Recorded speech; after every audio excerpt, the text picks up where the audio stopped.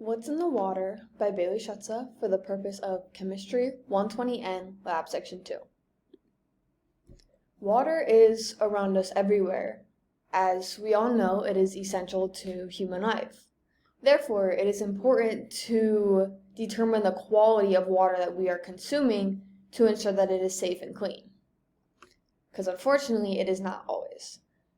The purpose of this lab was to identify unknown compounds in a drinking water sample.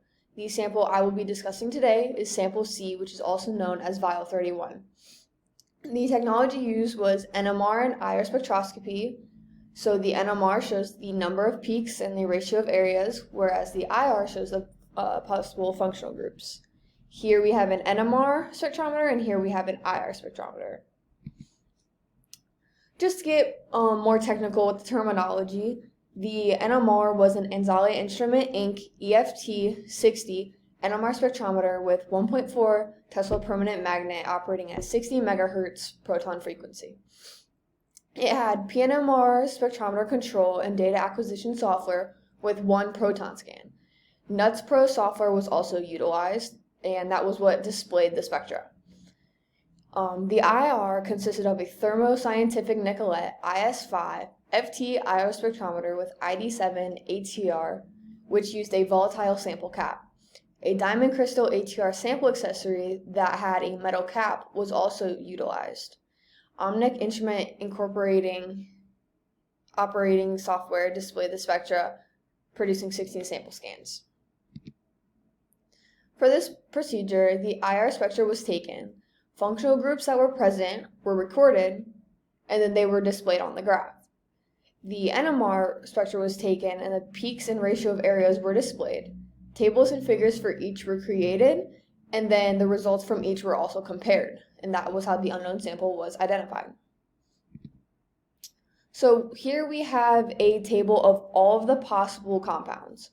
So for example, if your IR spectra showed an OH group and a CH single bonded carbon, you could have methanol, ethanol, or 2-butanol, or even 2-propanol. So it gives you some options, but that is not enough to conclude what is in the water. So my IR spectra showed a OH group here in the 3500 to 3100 range, and then here we have a CH single bonded carbon group, because it is in the 3010 to 2800 range. So these were compared to the previous table to find out the possibilities. Furthermore, the NMR was also compared. So here we have a table of all of the possible compounds in correspondence to the number of peaks as well as the ratio of areas. So again, for example, if you had 2 peaks with a ratio of areas is 3:1, one of the possibilities could be ethanol, and then you would go down the chart and also look for more possibilities. So for my NMR, which was compared to the table, I had 3 peaks, as you can see here, 1:1 and a 6. So that 3 peaks with a 6 to 1:1 ratio. This was compared to the previous table. And so again, just going back over this, Table 1 and Figure 1 were compared for the IR because of the functional groups, the OH and the CH single bonded carbon. And the possibilities that gave were methanol, ethanol, 2-butanol, and 2-propanol. The NMR spectras were Table 2 and a Figure 2 comparison. So again, with the 3 peaks and the 6 to 1:1 ratio, and the possibilities for that resulted in only 2-propanol. So through comparison of the IR and NMR, we see that 2-propanol is in the IR and 2-propanol is the only one in the NMR. So therefore, 2-propanol was the identification of the unknown compound in sample C. Just some health risks. So according to the health risk of isopropyl alcohol, drinking water that contains 2-propanol might lead to slowing of heartbeat, nausea, stomach pain, confusion, dizziness, low blood pressure, respiratory irritation, central nervous system depression, dilation of blood vessels, vomiting, and disturbed motor responses. So as can see, it is pretty detrimental to health when it is consumed in water. So we need to make sure that the water we are consuming does not contain 2-propanol.